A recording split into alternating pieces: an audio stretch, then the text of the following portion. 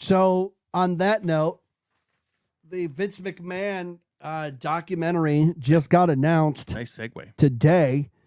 I'm a professional. Yeah. It just got announced today.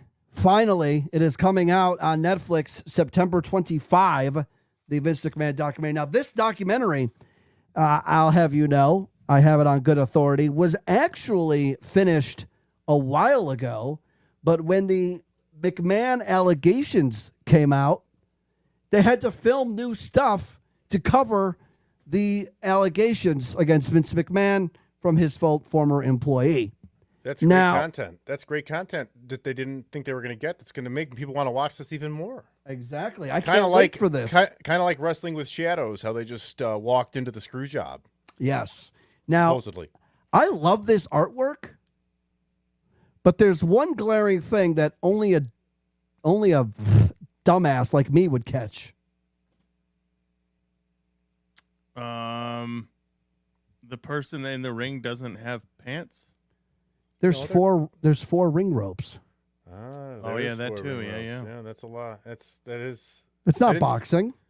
I didn't see that right away. Yeah, he's and the turnbuckles are not the traditional wrestling turnbuckles. Yeah, no, but I mean they look like they're from Japan because it's a boxing ring. They put Vince McMahon or whoever that is. It looks like Vince. It looks like tank top wearing, chiseled out Vince. Yeah, it's the wrestling Vince, the Mr. McMahon character who wrestled, and the owner. So let me tell you something. For those of you who don't know, Vince McMahon was forced into retirement because he was mistreating an employee who he hired and was pimping her out to a couple of the other guys that were suits in the WWE at the time. John Laurinaitis, and it's very disgusting, very vile stuff. You can read about it. But I'm going to tell you something, and I claim to be very smart to professional wrestling. I'm going to tell you something. This is going to go one of two ways, this documentary. It's either going to be the greatest masterpiece that has ever been produced on professional wrestling, or it's going to be littered with lies.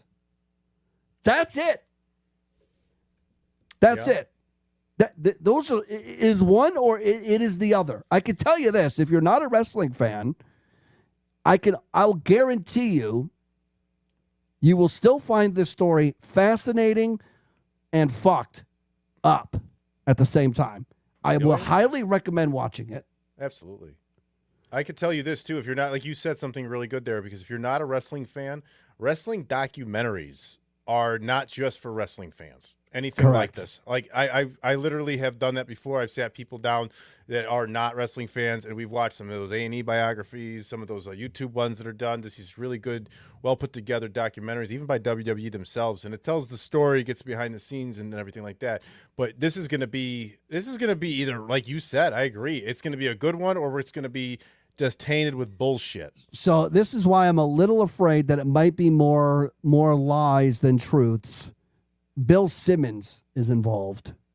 And I say that because while Bill Simmons is a wrestling fan, he's easily worked, okay?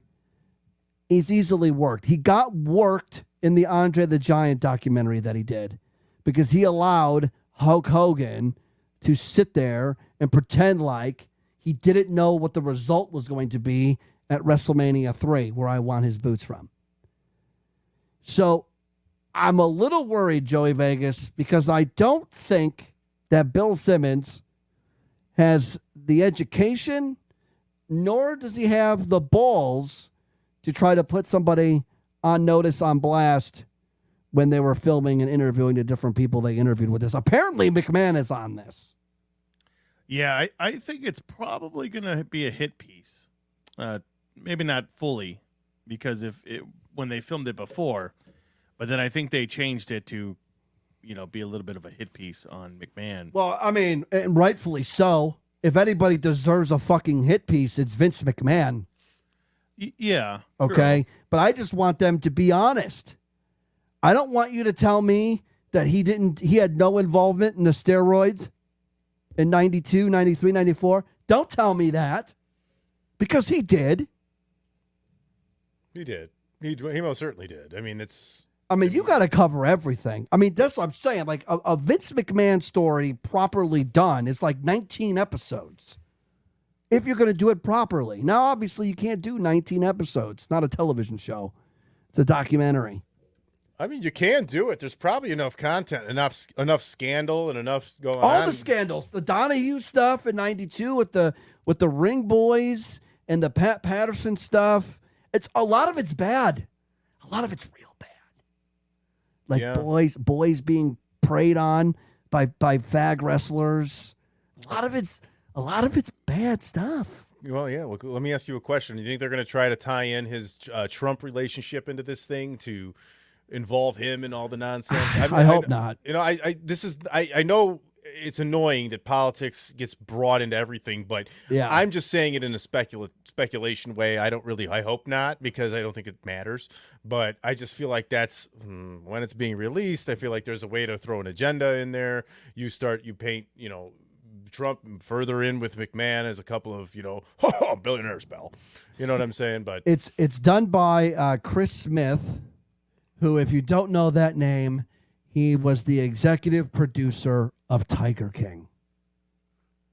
So it's Chris Smith and it's Bill Simmons. And I'll be honest with you, I'm a little worried. There's going to be a lot of lies and a lot of stretching of truths. I want them to be, if you're going to do this, you got to do this right. It depends. I don't know. It depends on I don't know, man. It depends on who's involved, I guess. Like you said, it's just like, are they out here? Is this going to be like when WWE did the self-destruction of the Ultimate Warrior? Well, no, the thing, yeah. I mean, the thing that helps me give a little hope for this is it's not WWE done. But this is what it reads on Netflix. This is what Netflix tweeted out earlier today. Mr. McMahon, a documentary series chronicling the rise and the fall of WWE's controversial founder, is coming to Netflix on September 25 from Chris Smith, executive producer of Tiger King, and Bill Simmons. You said series. So yes, this is going to be multiple episodes. Yes. Multiple episodes, right. Including interviews with McMahon prior to his resignation, his family, and some of the most iconic names in wrestling history, as well as the journalists, Meltzer's in this, who covered McMahon's allegations. Uncovered McMahon's allegations. They uncovered them and they covered them. So I'm when I first heard about this, I was told that this was going to be straight shooting. We're not covering up for Vince. We're not playing those games. This is going to be the truth. But I'm still a little worried. And I guess we're going to find out here September 25. I'm excited for it. And like I said, if you're not a wrestling fan, by all means, I would still give this a shot because I think it's going to be a very entertaining story. McMahon's got a very entertaining he does story, highs and the lows, and the any whole thing. Any scandal, any falls from grace, every success to the pits, the kind of thing is going to sell, I think. And go ahead. No, you mentioned Meltzer in there, and I was just letting you know I do keep up with Bruce Pritchard, Something to Wrestle with Conrad Thompson, and I never heard him bury Dave Meltzer harder than he did about 2 or 3 episodes ago. I want to say it was the recent Kane episode. They put out it was over the death of Afa, and apparently Meltzer reported it a day before it happened. And I think Bruce Pritchard went on about a 7-minute tirade against Dave Meltzer. I've never heard him go this hard on him in my life. So today is the anniversary, Madness. I know you wanted to make a mention of this, and then we're going to get out of here. So go ahead, make a mention of it. Yeah, today, 30 years ago today. And ties in, we talked about the Bulls a while ago. We're talking wrestling a little bit here, Vince McMahon. And it's the 30th anniversary of SummerSlam 1994, which was the very first event held in the United Center. And I was there. And I just wanted to call that out. I'm a big anniversary guy. 30 is a big milestone. I remember it like it was yesterday. I'm on screen. You can see me if you'd like. Can to you look.